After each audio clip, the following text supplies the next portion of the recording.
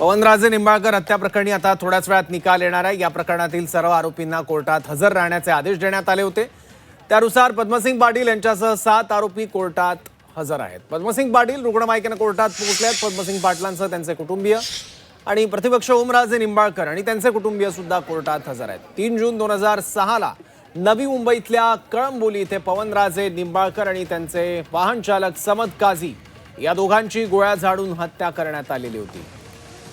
मुंबईहून धाराशिवच्या दिशेने पवनराजे गाडीतून जात असताना 2 अज्ञात व्यक्तींनी त्यांचा पाठलाग केला आणि त्यांच्यावर गोळ्या झाडल्या। या घटनेत पवनराजे आणि त्यांचे वाहन चालक अशा दोघांचाही मृत्यू झाला। या प्रकरणी राज्याचे माजी गृहमंत्री पद्मसिंग पाटील यांच्यावर त्यांचे चुलत भाऊ पवनराजे निंबाळकर यांच्या हत्येचा आरोप आहे। या प्रकरणी सीबीआयने पद्मसिंग पाटील यांना 2009 मध्ये अटक देखील केली होती। पद्मसिंग पाटील यांच्यासह 9 जण यात आरोपी आहेत।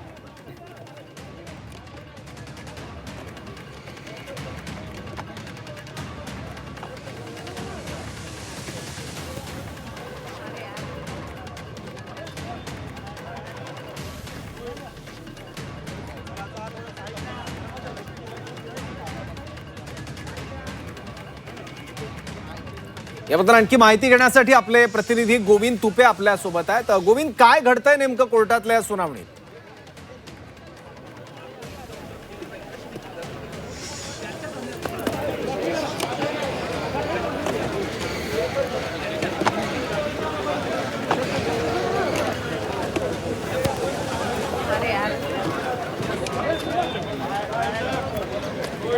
पवनराजे निंबाळकर दुहेरी हत्या प्रकरणी तब्बल 20 वर्षांपासून सुरू असलेल्या या न्यायालयीन लढाईचा आज महत्त्वपूर्ण टप्पा आहे, कारण या प्रकरणाचा आज निकाल आहे। मुंबईतील विशेष न्यायालय या बहुचर्चित खटल्याचा अंतिम निकाल आता जाहीर करणार आहे। त्यामुळे धाराशिव जिल्ह्यासह संपूर्ण राज्याचं या निकालाकडे लक्ष आहे। 3 जून 2006 रोजी पवनराजे निंबाळकरांची हत्या झालेली होती आणि हत्येचा आरोप होता पद्मसिंग पाटलांवर। याच प्रकरणात बरेच दिवस तपास समाधानकारक झाला नाही असा आरोप निंबाळकर कुटुंबियांकडून केला जात होता आणि त्यानंतर सीबीआयकडे हा तपास वर्ग करण्यात आला आणि त्यानंतर 3 वर्षांनी पद्मसिंग पाटील यांना सीबीआयने अटक देखील केलेली होती। पण पुन्हा एकदा जाऊयात आपले प्रतिनिधी गोविंद तुपेंकडे। गोविंद, काय घडतंय या सुनावणीत नेमकं? त्यातले काही महत्त्वाचे मुद्दे समोर येतात का? हॅलो हॅलो हॅलो आपण जर बघितलं तर एकूणच या संपूर्ण प्रकरणाच्या अनुषंगानं वेगवेगळ्या माहिती समोर येते आहे। त्यातली सगळ्यात महत्त्वाची जी माहिती आहे, या प्रकरणातला जो माफीचा साक्षीदार झालेला 4 नंबरचा आरोपी आहे, ज्याचं नाव पारसमल जैन आहे, त्यानं जे या ठिकाणी साक्ष दिलेले आहे त्या साक्षबाबतच न्यायालयानं अनेक प्रश्न उपस्थित केलेले आहे। त्यानं दिलेले साक्ष, ज्या वेळेला साक्ष दिली त्यानं जे पत्र आणून दिलं ते वरिष्ठ पोलीस अधिकाऱ्यांनी किंवा तपास अधिकाऱ्यांनी डायरेक्ट कसं काय स्वीकारलं, त्याचबरोबर त्याला प्रतिप्रश्न का करण्यात आले नाहीत, असे अनेक प्रश्न जे आहेत ते न्यायालयानं या ठिकाणी उपस्थित केल्याचं पाहायला मिळतं आहे। आणि पारसमल जैन जे याने या ठिकाणी माफीचा साक्षीदार होण्यासाठी ज्या माहिती दिली होती, तर त्यापूर्वी पारसमल जैन याला या ठिकाणी पोलीस कोठडीमध्ये असताना त्याचं औषध असेल, त्याचं पाणी असेल किंवा त्याचं जेवण असेल हेही बंद करण्यात आल्याचा प्रकार समोर आला होता। त्यामुळं पारसमल जैननं माफीचा साक्षीदार होत असताना या ठिकाणी त्याच्यावर कुठला दबाव होता का किंवा ती अशा पद्धतीचा माफीचा साक्षीदार होऊन अशा पद्धतीची माहिती देण्याबाबतची भूमिका काय होती, हे सगळं या ठिकाणी न्यायालयानं याबाबत ही प्रश्नचिन्ह उपस्थित केलेले आहेत। आणि सगळ्यात दुसरी महत्त्वाची जी गोष्ट आहे, वारंवार पारसमल जैन यांना आपले जबाबसुद्धा बदलल्याचं पाहायला मिळतं आहे। आणि यातली सगळ्यात महत्त्वाचं निरीक्षण न्यायालयानं नोंदवलेलं आहे, ही सगळी जी हत्या आहे हे राजकीय वैमनस्यातूनच झाली असल्याचं निरीक्षण जे आहे ते न्यायालयानं नोंदवलेलं आहे। सीबीआयनं ज्या ठिकाणी जे अहवाल दिलेले आहेत त्याच्यामध्ये सुद्धा असंच म्हटलेलं आहे, आरोपपत्रामध्ये सुद्धा याच गोष्टीवर फोकस करण्यात आल्याचं पाहायला मिळतं आहे। आणि यातले प्रमुख आरोपी म्हणून जे आहेत ते या ठिकाणी माजी गृहराज्यमंत्री पद्मसिंह पाटील जे आहेत त्यांनाच या ठिकाणी प्रमुख आरोपी म्हणून हे सगळं घोषित करण्यात आल्याचं पाहायला मिळतं आहे। एकूणच या संपूर्ण प्रकरणाची जी सुनावणी आता मुंबई सत्र न्यायालयामध्ये सुरू आहे, न्यायमूर्ती जे नावंदर आहेत यांच्या खंडपीठाच्या समोर हे सगळं जे अंतिम निकालाचं वाचन जे आहे ते सुरू आहे।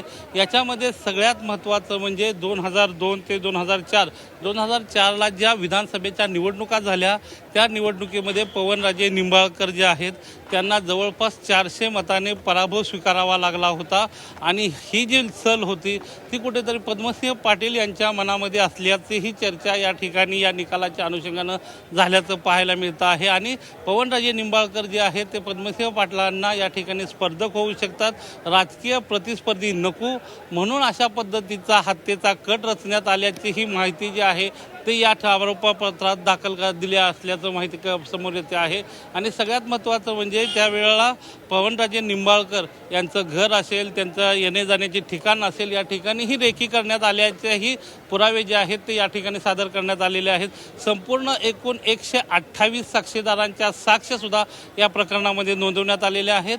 एकूण महत्त्वाचे जे काही पुरावे आहेत ते देण्यात आलेले आहेत, परंतु माफीचा साक्षीदार असलेला पारसमल जैन याने जे काही पुरावे दिलेले आहेत ते ग्राह्य धरता येणार नाहीत आणि एक सगळ्यात महत्त्वाचा पुरावा तुम्ही तुमच्या कृतीमुळे गमावला अशा पद्धतीचं महत्त्वाचं निरीक्षणसुद्धा न्यायालयानं या संपूर्ण सुनावणीच्या दरम्यान नोंदवल्याचं पाहायला मिळतं आहे. या संपूर्ण खटल्याची सुनावणी सुरू आहे. न्यायालय नेमकी या खटल्यावर काय भूमिका घेतं हे पाहावं लागणार आहे, कारण का पोलीस असतील, CID असतील किंवा CBI असतील, या सर्व तिन्ही यंत्रणांनी आपले जे तपासाचे जे अहवाल दिलेले आहेत, आरोपपत्र जे दाखल करण्यात आलेलं आहे, याच्यामध्ये या सगळ्या गोष्टींचा ओहापोह करण्यात आल्याचं पाहायला मिळतं आहे. परंतु बऱ्याच गोष्टी ज्या आहेत त्या संशयास्पद असल्याचंही न्यायालयानं निरीक्षण नोंदवलेलं आहे. त्यातलं सगळ्यात महत्त्वाची बाब आपण जसं बोललो तसं पारसमल जैन यांची आणि यातली सगळ्यात महत्त्वाची म्हणजे 25 लाख रुपयांची सुपारी देऊन अशा पद्धतीनं मुंबईतल्या कळंबोली या ठिकाणी रेकी करून वॉच ठेवून ही हत्या करण्यात आली आणि हत्या करतेवेळी या ठिकाणी कळंबोलीमधून मुंबईकडून या ठिकाणी म्हणजे पुण्याकडे किंवा धाराशिवकडे जात असताना कळंबोलीच्या ठिकाणी पवनराजे निंबाळकर यांच्या गाडीला पारसमल जैन यांनी हात करून ती गाडी थांबवली आणि त्यानंतर त्यांच्यावर गोळ्या झाडून हत्या करण्यात आल्याची या ठिकाणी माहिती जी आहे ती या आरोपपत्रामध्येही देण्यात आल्याचं पाहायला मिळतं आणि त्यावेळेला त्या गाडीमध्ये पवनराजे निंबाळकर त्याचबरोबर त्यांचे जे ड्रायव्हर होते समद काजी हे दोघेही होते आणि या दोघांची हे हत्या करण्यात आल्याचंही या आरोपपत्रात म्हटलेलं आहे.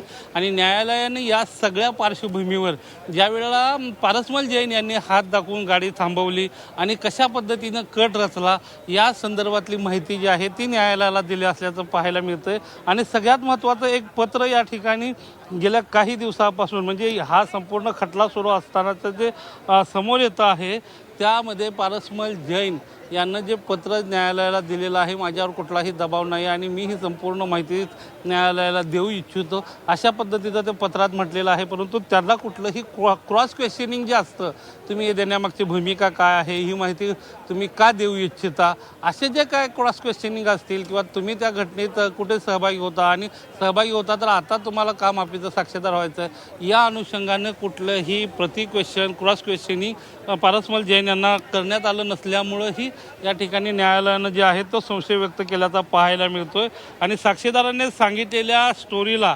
कुठलाही आधार नाही असं एक महत्त्वाचं निरीक्षण जे आहे ते न्यायालयानं नोंदवलेलं आहे. तो इंद्रप्रस्थ लॉजवर राहिला त्याचा पुरावा नाही, तो तिथे राहायचा असं सांगणारा एखादा साक्षीदार किंवा एखादा व्यक्ती आता या ठिकाणी नसल्याचंही न्यायालय म्हणतं आहे. आणि काही पुरावे जे आहे ते नंतर तयार झालेले आहेत की काय असाही या ठिकाणी संशय न्यायालयानं व्यक्त केल्याचं पाहायला मिळतं आहे. एकूणच या संपूर्ण खटल्याची सुनावणी मुंबईच्या अतिरिक्त सत्र न्यायालयात सुरू आहे. पवनराजे निंबाळकरांचे जे पुत्र आहेत सध्याचे खासदार ओमराजे निंबाळकर, त्यांचं कुटुंबीय, त्याचबरोबर पवनराजे निंबाळकरांचे ड्रायव्हर समद काजी यांचे कुटुंब या ठिकाणी न्यायालयात उपस्थित आहे. त्याच वेळेला मुख्य आरोपी असलेले या ठिकाणी पद्मसिंह पाटील माजी गृहराज्यमंत्री आणि इतर जे त्यांच्यासह 8 आरोपी आहेत ते सुद्धा या ठिकाणी न्यायालयात उपस्थित असल्याचं पाहायला मिळतं आहे. न्यायालय जे आहे ते आपल्या या ठिकाणी संपूर्ण निकालाचं जे आहे अंतिम निकालाचं वाचन करत आहेत आणि एकूणच आत्ताचं जी सगळ्या पारसमल जैन आणि या सगळ्या अनुषंगानं न्यायालयानं उपस्थित केलेल्या मुद्द्यांमुळं या संपूर्ण प्रकरणात एक नवा ट्विस्ट आल्याचं पाहायला मिळतं आहे. त्यामुळं हा निकाल नेमका कुणाच्या बाजूने लागणार आणि या निकालातून नेमका न्याय कुणाला मिळणार आणि काय होणार हे आत्ता तुर्तास तरी पाहावं लागणार आहे. बरोबर. गोविंद, आणखी काही नवीन मुद्दे पुढे आले आहेत का आणि पद्मसिंग पाटलांविरोधातले आणखी कुठले पुरावे न्यायालयाने ग्राह्य धरलेले आहेत का?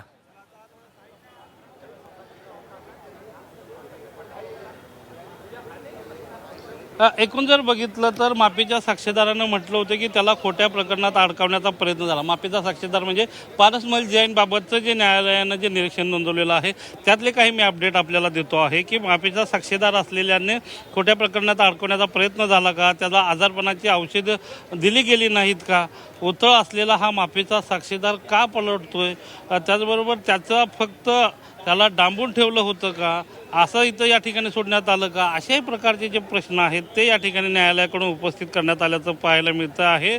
आणि सगळ्यात महत्त्वाचं म्हणजे माफीचा साक्षीदार वारंवार खोटं बोलतोय आणि त्यामुळं त्याचे जे पुढील पुरावे जे आहेत ते सगळे बारकाईने तपासले गेले का, अशाही पद्धतीचं निरीक्षण जे आहे ते न्यायालय नोंदवताना पाहायला मिळत आहेत.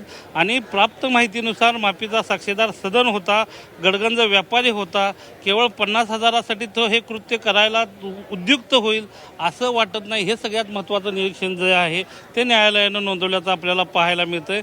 या तपासात सगळ्यात महत्त्वाची घडामोड या ठिकाणी पाहायला मिळते. या तपासात एकाही आरोपीचा मोबाईल जप्त केला नाही, त्यांचे CDR मागवले गेलेले नाहीत, त्यांचे लोकेशन मागवले नाही आहेत, आरोपींना अटक केली तेव्हा त्यांचे किस्सेसुद्धा तपासण्यात आले नाहीत, CBIने पकडलेल्या आरोपीकडे मोबाईल जप्त केले नाहीत.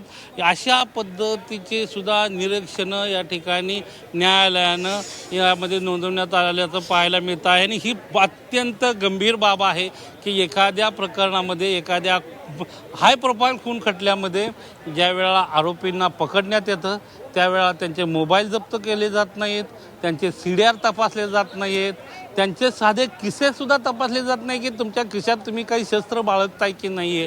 अशा पद्धतीचं टोकाचं निरीक्षण जे आहे ते न्यायालयानं नोंदवलेलं आहे. त्यामुळं तपास नेमका कोणत्या धर्तीवर झाला याबाबतसुद्धा आता साशंकता जी आहे ती न्यायालयाच्या प्रश्नामुळे निर्माण झाल्याचं पाहायला मिळतं आहे.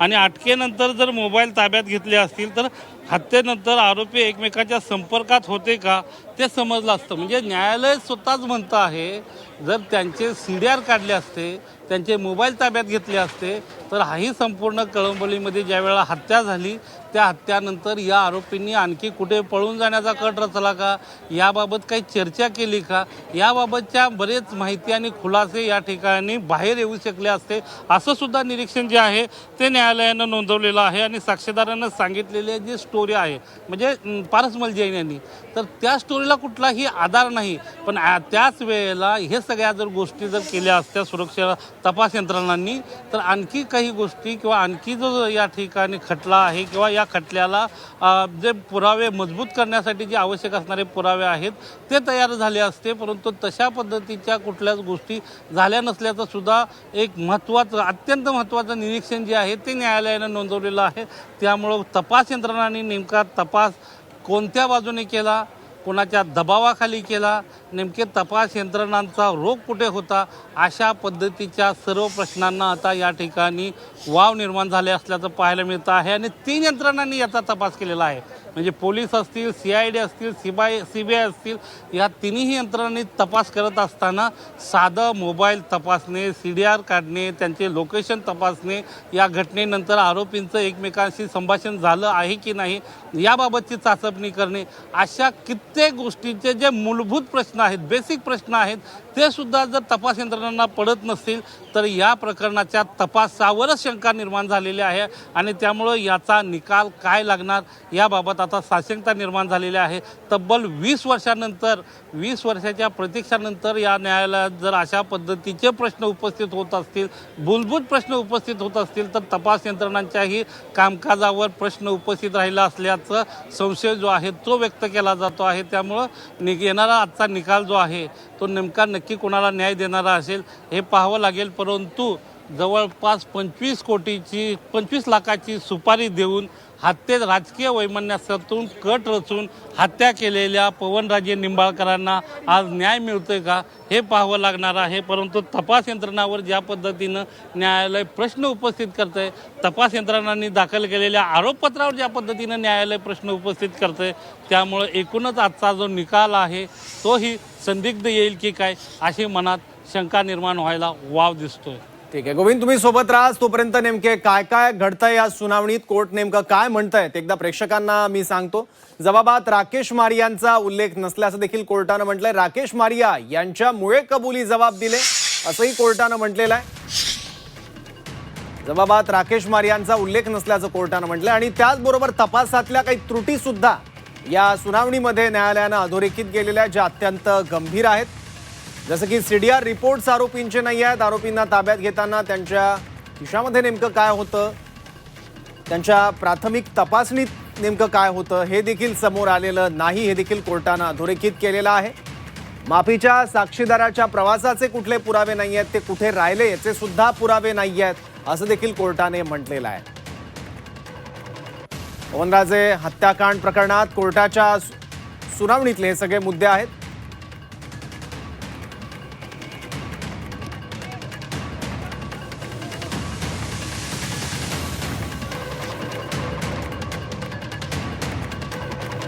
पवनराजे निंबाळकर हत्या प्रकरणातले आरोपी नेमके कोण कोण आहेत? प्रमुख आरोपी आहे पद्मसिंग पाटील, त्यानंतर शूटर दिनेश तिवारी, पिंटू सिंग जो बिहार पोलिसांच्या ताब्यात आहे,